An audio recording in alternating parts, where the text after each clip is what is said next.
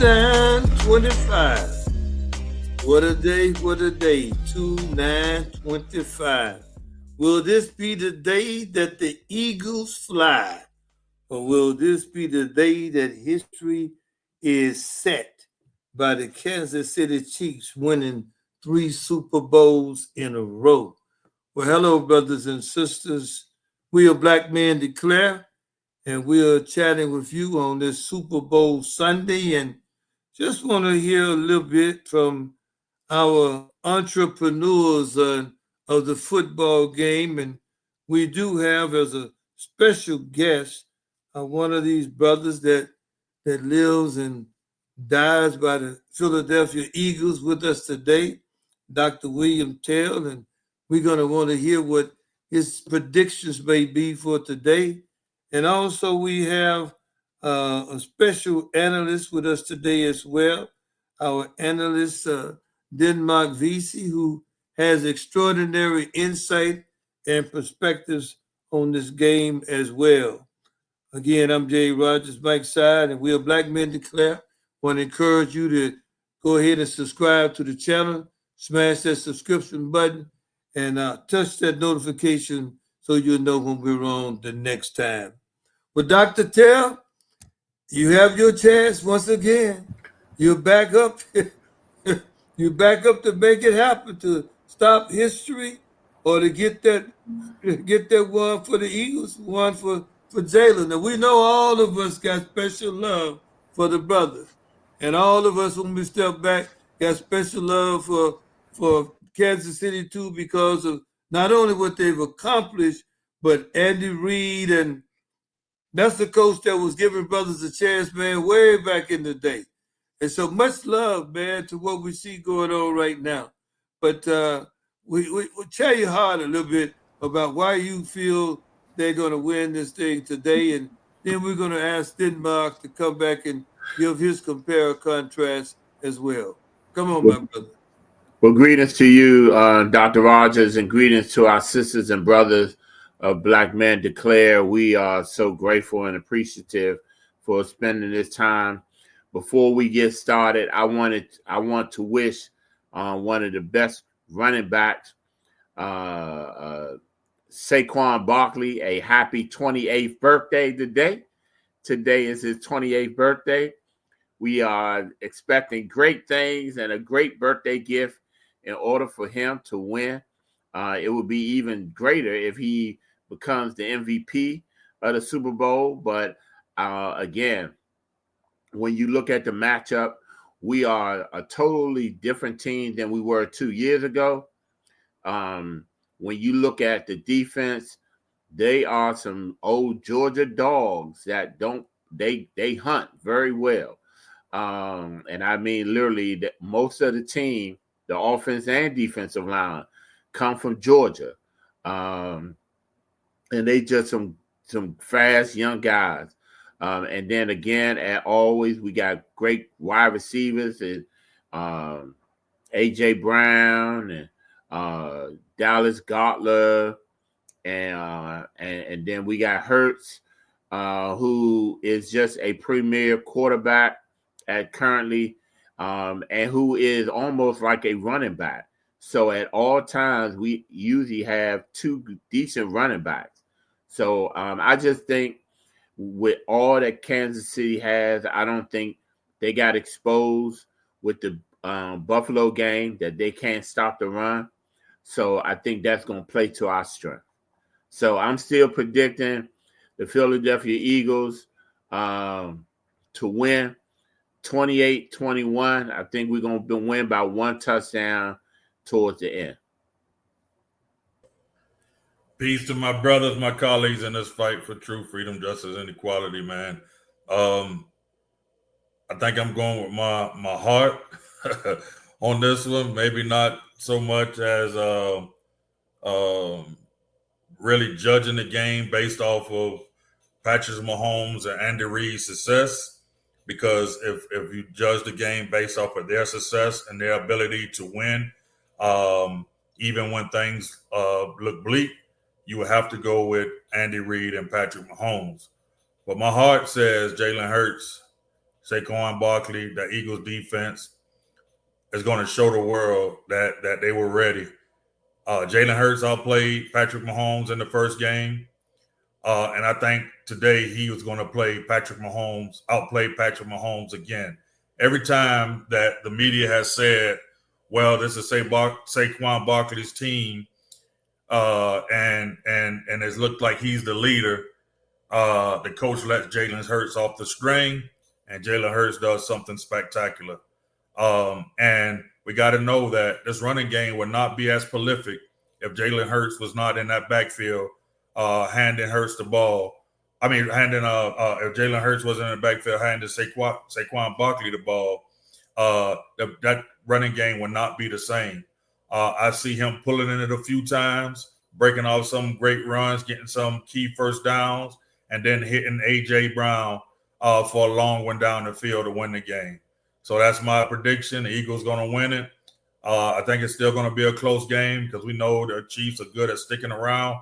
But this time, where that key turnover happened 2 years ago, I don't think Jalen Hurts is going to do that again. He learned from his mistake, and he may pull it down and run for 40 to 50 yards.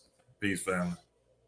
Well, I tell you what, Ted Mark, that really is pretty much what I see and desire. I'm not going to be disappointed one way or the other because I have my desire, which was to see two young brothers in the Super Bowl again. So I'm not going to be. I just don't want to see kickoff, fumble on the kickoff, throw it first. Touchdown, next play, go down the field, get the ball, throw a pick six. None of that crazy stuff, man. But a good, solid game, and everything you all have said, I would agree with 100%. And I just see it being a great, solid game because while Kansas City may not appear to have been handling the run against Buffalo, remember, for some reason, these defenses can they can kind of rise up because they know this is it. I ain't got to wait for next week. I can make one play. I can hit somebody and make a fumble. I can pick one off. It may take only one play that could change the entire game. So, Dr. Tell, I wouldn't think don't go for what the stats say about where they are in the league and defense and all of this. You just better make sure that Mr. Barkley bring his A game, which we know he's gonna bring his A game, and that nobody back there in that Philadelphia back. Because I'm gonna tell you, man, at the end of the day, I don't know how the Kelsey at Kansas City, for example, in all of these years, how they just seem to let that dude just run free, just free. I mean, and of course that we had the question last week, and this is gonna be, I guess, our other for the day. Do you think or feel, Denmark, you would give this to the first, do you think or feel that in reality it's a setup? I mean, that really it's a setup, that they really want to see this modern day dynasty created and it's a setup because some say that the ball placement that took place last week on the drive that Buffalo was going in, that the ball was not properly marked, and that the referees was in cahoots with Kansas City. So, what's your thoughts? I mean, do you think there's any truth to the fact that now some are saying, "Oh, it's all fixed," and that Philadelphia really doesn't have a chance because it's already fixed for this to be this so-called modern day dynasty? What's up, my brother? I sure hope that it's not. But I heard recently that I don't know if it was the NFL or the Chiefs that contacted Pat Riley about the use of the three-peat slogan that he patented some time ago when he was with the Lakers. And why would someone try to use that?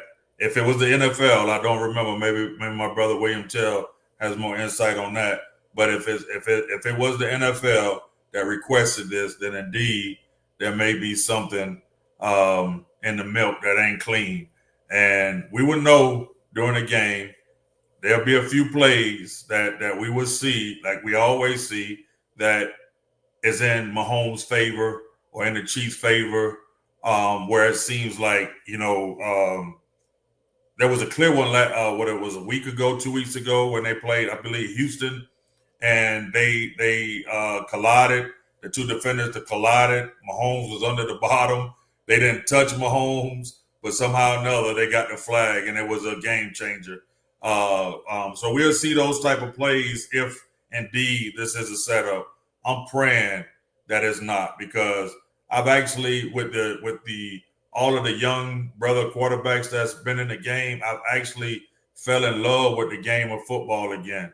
And this has been one of the best years for me to flip the channel. I have YouTube TV, and I can watch several games at one time. And I set my man cave up in a way that I can see games on multiple games on two TVs. And, I actually enjoyed watching the game, and I enjoyed watching college football. So I'm hoping that it's not the case, because then I would have to, as my brother Kendrick Lamar says, who will be performing at the Super Bowl halftime show today, turn the TV off.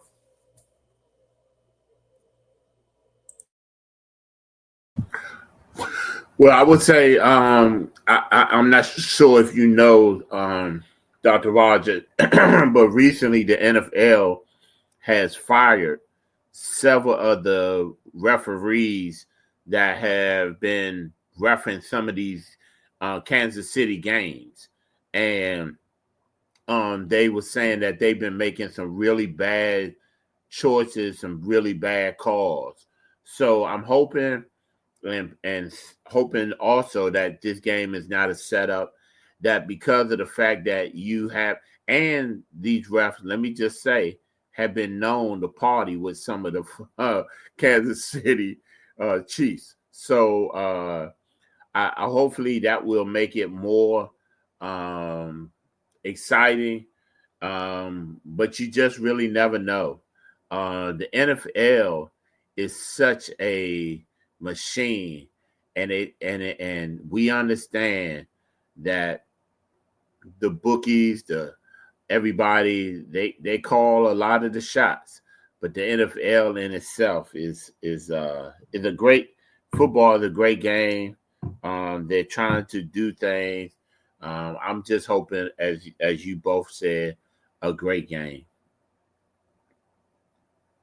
Now, when we look across the spectrum, if we look at another sport, but with the females, brothers, I mean, there's a lot of movement in the WNBA, a lot of things taking place. I still don't believe they are paid the kind of money they should be paid, because they can't seem to get enough investors or the right people to come together to give them enough money so these ladies don't have to travel all over the world in the off season to play, where they could indeed maybe see more of them getting married, having families, doing something that could it live a more complete life.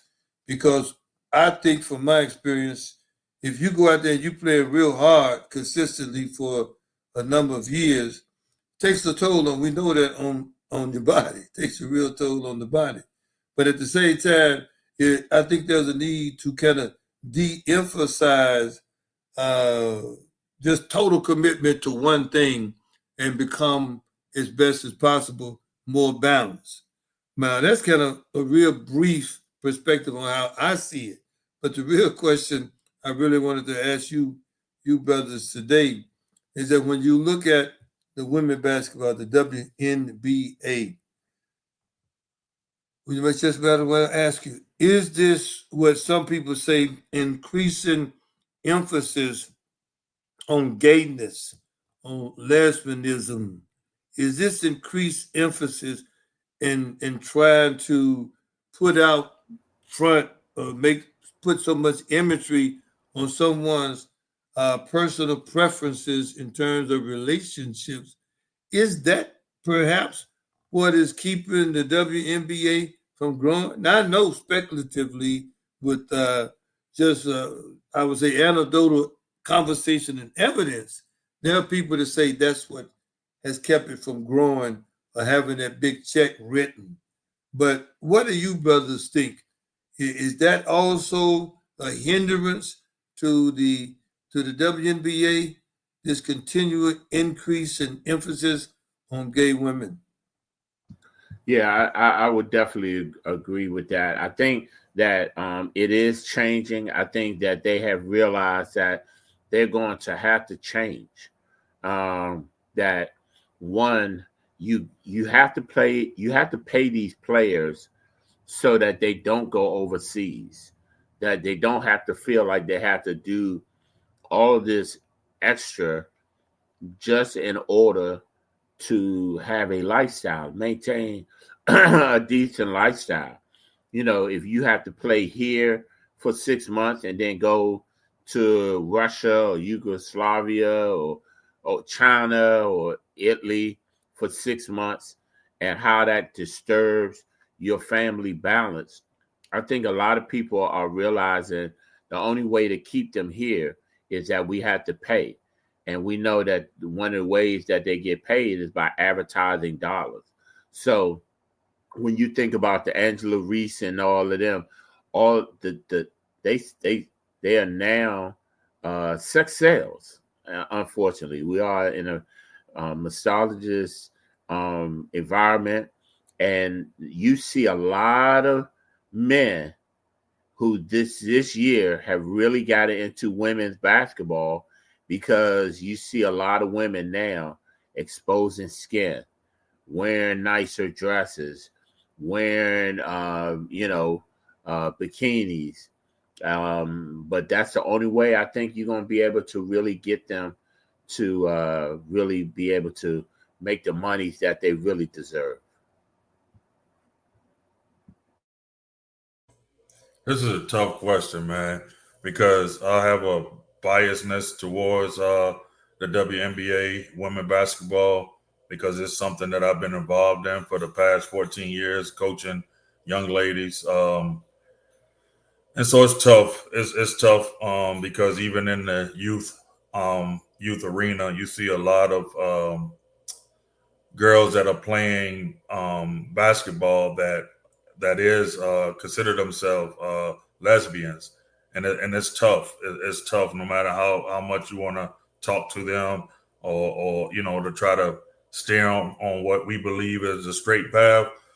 There's a limit to it, and it's hard. So now you're talking about women who have matriculated from high school to college, and now with the NIL deals, they're becoming more powerful. Now they triculate to the pros, and it's like, they have already chosen a path.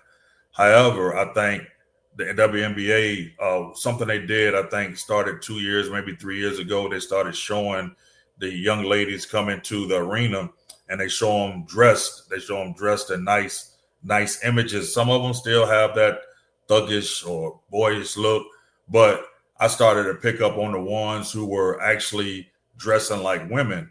Not to say it doesn't matter if they dress like women or men; they can absolutely play the game of basketball. That's just fact. They can play the game. But when you're talking about men who are more inclined to watch when the women, I hate to use this term, but when women conduct themselves as women, I think the viewership, I know it has had a great increase, and it was partly because of Caitlin Clark and partly because of Angel Reese this past year. But what does both of them have in common?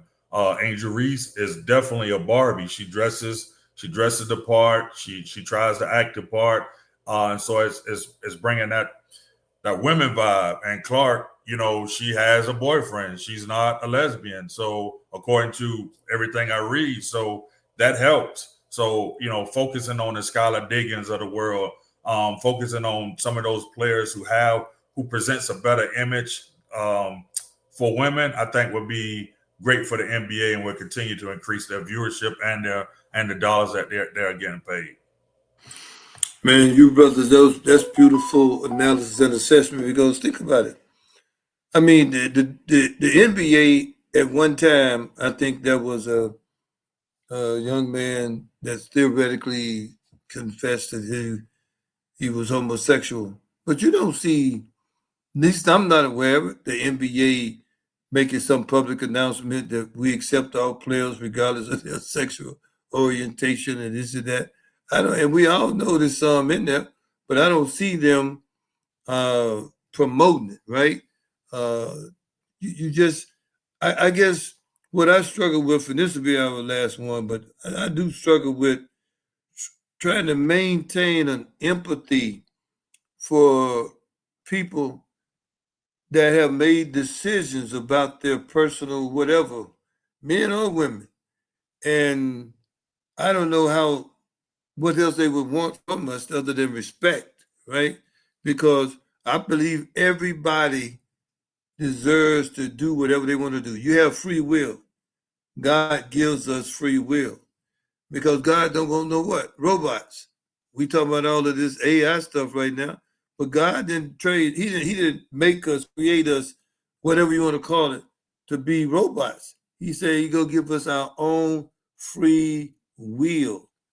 And the thing that gets me today is that even though you may give someone and say, hey, brother, hey, sister, it's your own free will that would allow you to do what you want to do. But that free will doesn't say now you got to impose something on me that I'm supposed to do something different that would facilitate that taking place. I mean, it just, I can't process it.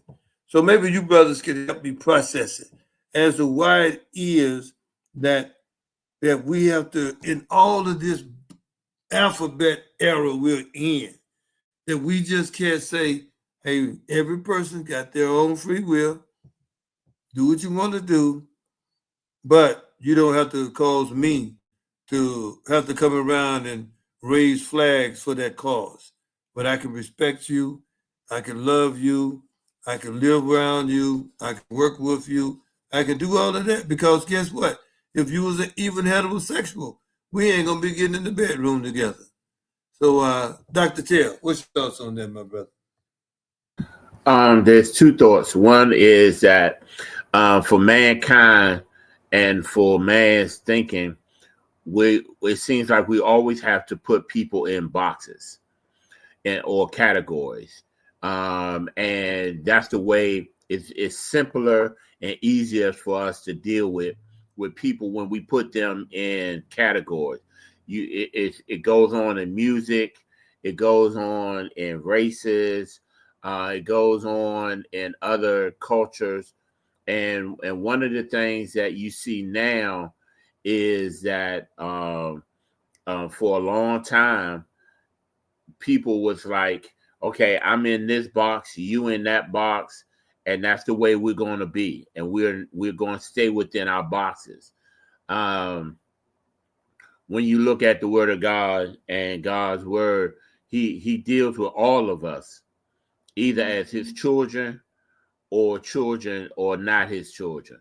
So I think that we are definitely dealing with the wrong type of categories, and we should really deal with people as such. Either they're children of God or they're children of Satan. And I'm not saying no one particular God over another, but they should be children and not in the individual categories or boxes that we have put people in. Yeah, I think the only reason that a group would feel it necessary to stress a lifestyle is because they are trying to accomplish something. They're trying to force the normalization of that lifestyle to get people to accept it, to get people to, see it as an everyday thing. So when you wake up in the morning and you see two women kissing on TV or two men kissing on TV, it's not something, it's not taboo anymore. And I think they have been successful up until the recent Trump legislation.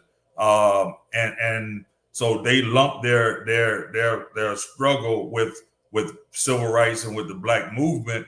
And most black folks in America just took it and just just said, okay, well, they forcing themselves upon us. We can't say nothing. We can't do nothing, and we let the lines be crossed, I think, personally.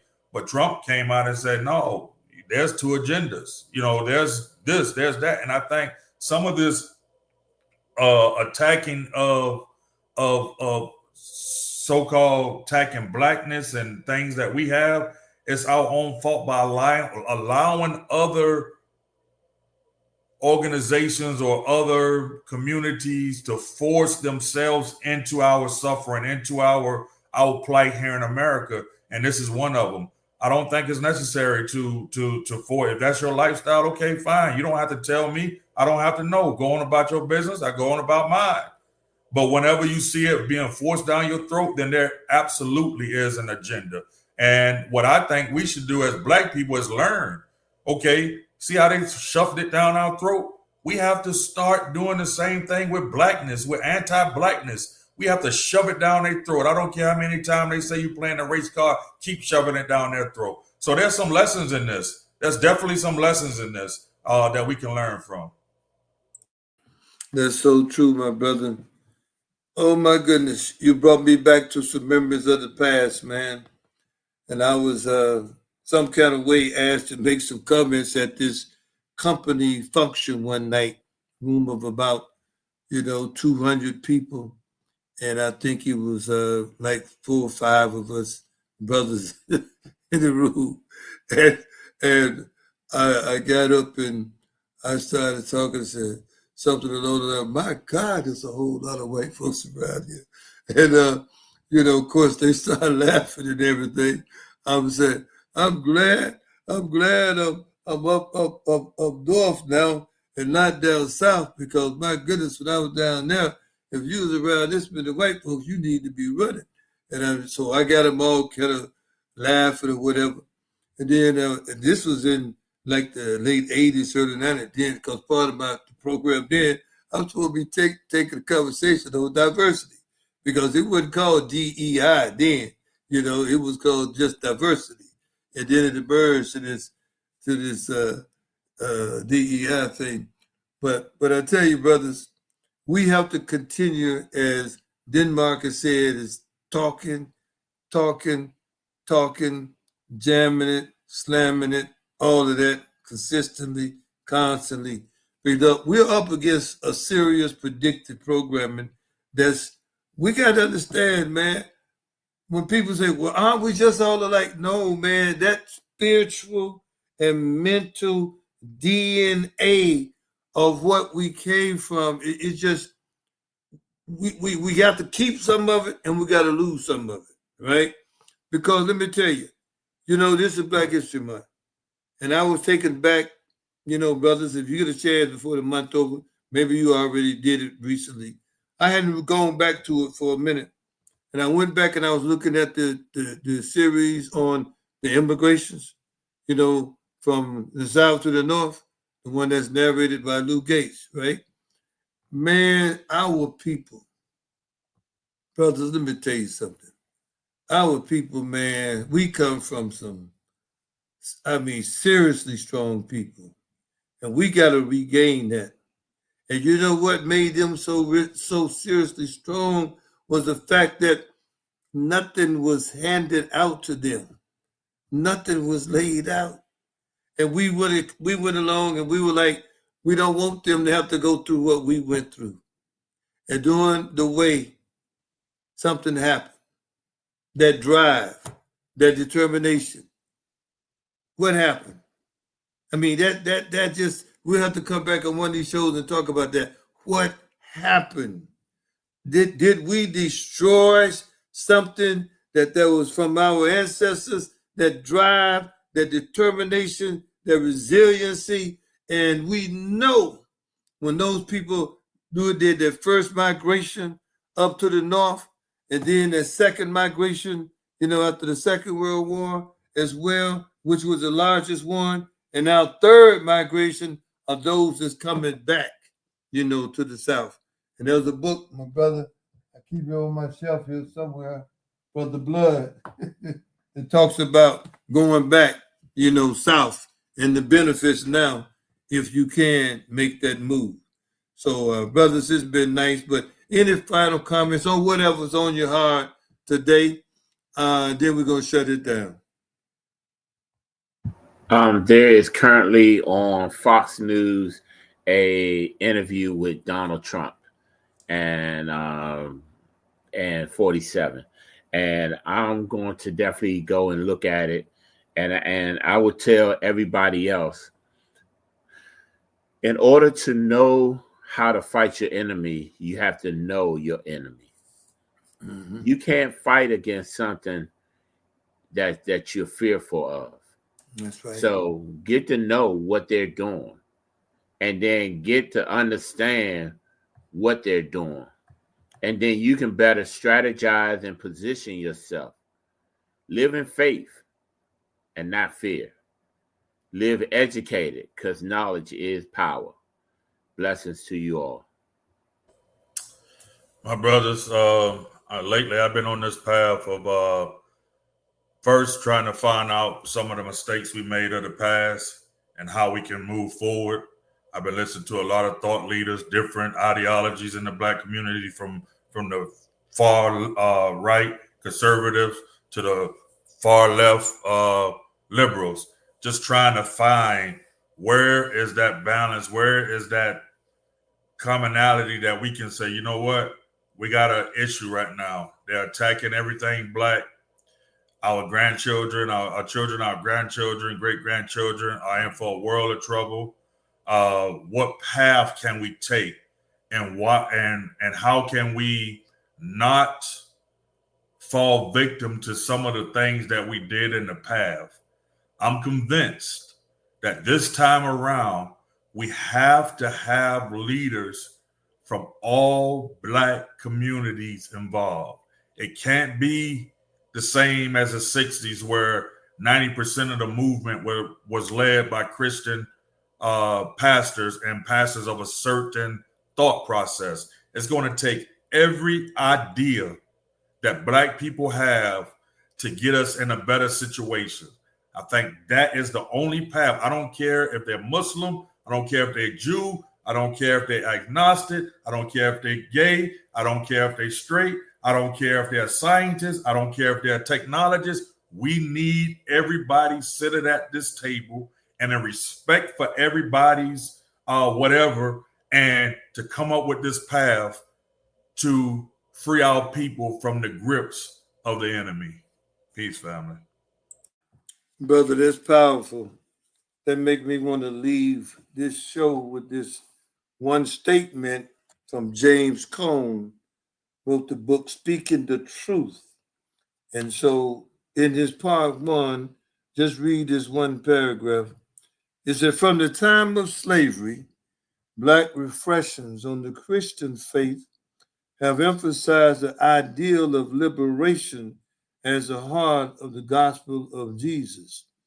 In the 5 essays of this section, the theme of liberation is analyzed theologically and with emphasis on its contemporary manifestations in the struggle of African Americans to achieve justice in the United States. And man, this is a really deep book. I don't know if you guys can see it. Speaking the Truth by James Cone. And, he was a professor of systemic theology at Union Theological Seminary in New York City. And I can tell you that he was a highly criticized brother because he wanted to integrate continuously the struggle of Black people. And as you just indicated, Brother Denmark, where you took the blinders off and you had to broaden the tent, but we don't have to bring our personal stuff into the tent. Leave it outside. And then as Malcolm and Martin finally figured out, hey man, let's put our religions in the closet. Let's focus on the objective of the people and the needs of the people. That's what we got to get to. I don't care if it's fraternities, neighborhoods, gangs, whatever it is that separate us from full liberation, we need to cease it. We need to cease it. Till next time, brothers and sisters, go ahead and have that conversation. We are Black Men Declare. We're here to change things. And with your support, we'll be able to get this message heard and spread around this globe. Till next time.